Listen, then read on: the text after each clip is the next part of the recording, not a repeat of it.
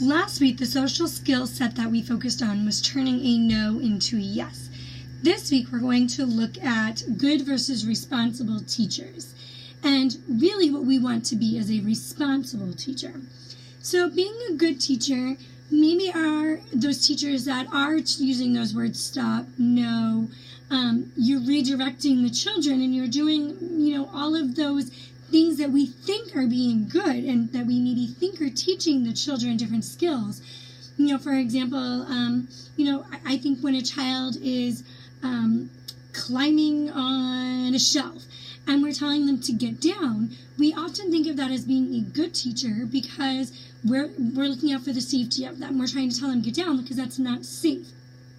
A responsible teacher in that situation is going to be telling the children what to do and explaining that and going into more detail.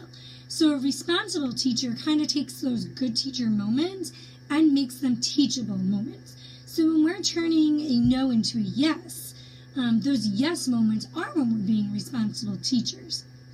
Another way of being a good versus a responsible teacher is remembering that even though sometimes it's easier to do things for children, such as in the wintertime and they need help putting on their snow gear, or a toddler maybe doesn't know or is struggling to put on their socks, even though they can do it, but maybe they're just kind of cranky or they just woke up from quiet time.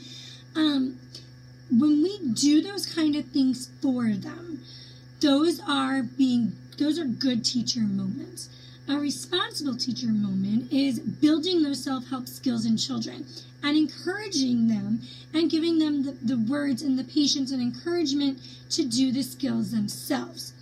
So if a toddler is having a hard time putting on those socks, encouraging them, you can do it. I'll put it on here, and that's how you do it. And maybe giving a high five, and don't you feel so proud of yourself? Great job putting your sock on. That's a responsible teacher moment. A good teacher is when you're putting it on for them. Or you really quickly want to get outside. It's snowing out, and we just got a bunch of new snow, and it's exciting.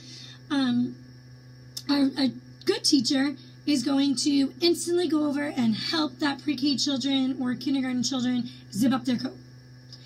When a responsible teacher is going to ask the child to try first and encourage and show the movement and try to teach them how to zip up the coat themselves, so that over time, after seeing it and trying it, they're able to master it.